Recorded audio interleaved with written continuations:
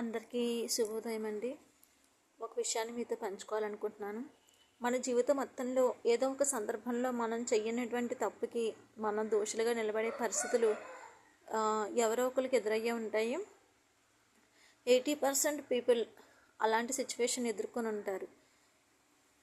మీ అందరికీ చెప్పేది ఒకటే అండి, కష్టాలు మన మన మానవులకి అంటే మనకు కాకపోతే మిగతా వాటికి వస్తాయి అనుకోవడం మన మూర్ఖత్వం.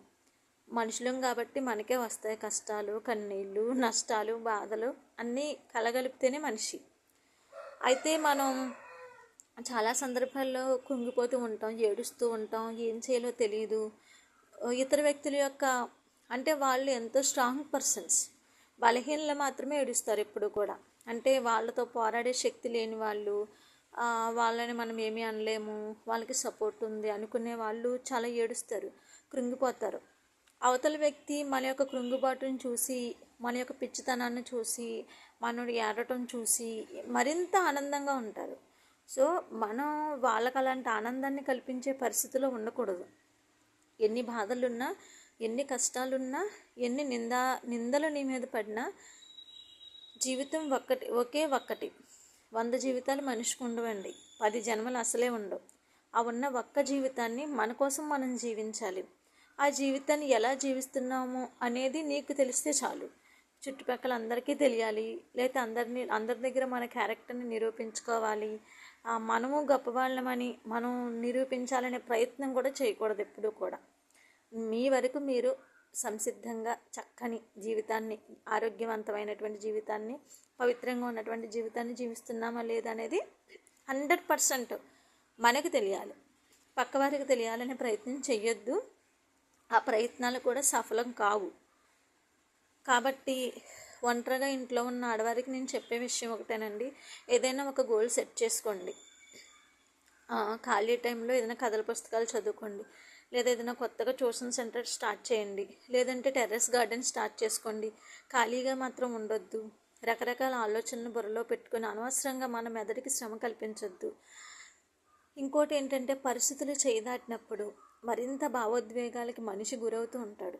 అలాంటి సందర్భాల్లో మనకెవరు కనీసం మన బాధను పంచుకునే వ్యక్తులు లేనటువంటి వారు కూడా ఉన్నారు బహుశా. అప్పుడు ఆత్మహత్య చేసుకోవాలి, లేకపోతే ఇంకెందుకు ఈ బ్రతుకు అని చాలాసార్లు అనుకొని ఉంటారు చాలా సందర్భాల్లో. కానీ ఆత్మహత్య చేసుకున్నంత మాత్రాన, మనం చనిపోయినంత మాత్రాన మనం మంచివారమని, గొప్పవారమని పొగుడుతామనుకుంటే అది నిజంగా మూర్ఖత్వం.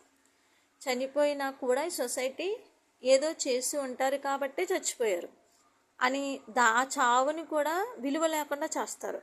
కాబట్టి అలాంటి విలువ లేనిటువంటి మరణాన్ని పొందవలసిన అవసరం లేదండి. ఎందుకంటే ప్రపంచంలో 99.99% పీపుల్ చెడుగానే ఉన్నారు. అందరూ చెడ్డవాళ్ళని నేను చెప్పట్లేదు సుమా, 1% మంచి వాళ్ళు ఉన్నారని కూడా చెప్తున్నాను. అందరిని ఉద్దేశించి నేను చెప్తున్న వీడియో కాదు ఇది. అంటే 90% ప్రజలు మంచి చెడులతో కూడున్నారు. కేవలం మనం మాత్రమే చెడ్డవారం, లేకపోతే మనం మాత్రమే ఇది అది అని ఎవరో మన క్యారెక్టర్ని కానీ, మన యొక్క పరిధిని కానీ ఇతర వ్యక్తులు డిసైడ్ చేస్తే దానికోసం కృంగిపోవాల్సిన అవసరం లేదండి. మీకోసం మీరు బ్రతకాలి, మన కుటుంబం కోసం మనం జీవితాన్ని ముందుకు తీసుకెళ్ళాలి.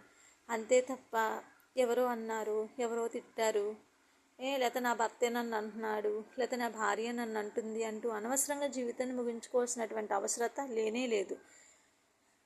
జీవితాన్ని మనం ఒక యుద్ధ రంగంలోనో, లేదంటే ఒక గవర్నమెంట్ సెక్టార్లోనో 10 మందికి ఉపయోగపడుతుంది, మన ప్రాణం తీసుకోవడం కూడా 10 మందికి మేలు జరుగుతుందంటే తీసుకుంటే అదొక ఉపయోగం. మన ప్రాణం తీసుకోవడంలో ఎవరికీ ఉపయోగం లేదు, ఈవెన్ దో మీకు కూడా. కాబట్టి అలాంటి పరిస్థితుల్లో ఎవరైనా ఉన్నారు, ఇంతవరకు ఉంటున్నారని అనిపించి వీడియో చేస్తున్నానండి. ప్రాణం తీసుకోవాల్సినంత అవసరం అయితే లేదు. మనం ఇప్పుడు ఎటువంటి కష్టాలున్నా, ఎన్ని నిందలు పడినా నింద పోయే రోజు ఖచ్చితంగా వస్తుంది. ఎదురు చూడాలి, ప్రయత్నం చేయాలి, మనం బ్రతకాలి, బ్రతికి చూపించాలి. అంతేగాని పిరికి వాళ్ళలాగా ఆత్మహత్యకు పాల్పడటం అనేది మరింత నేరం. వెనకాల ఉన్నటువంటి పిల్లలు అవనివ్వండి, భార్య అవనివ్వండి, భర్త అవనివ్వండి, కుటుంబస్తుల్లో అందరూ ఇబ్బంది పడతారు.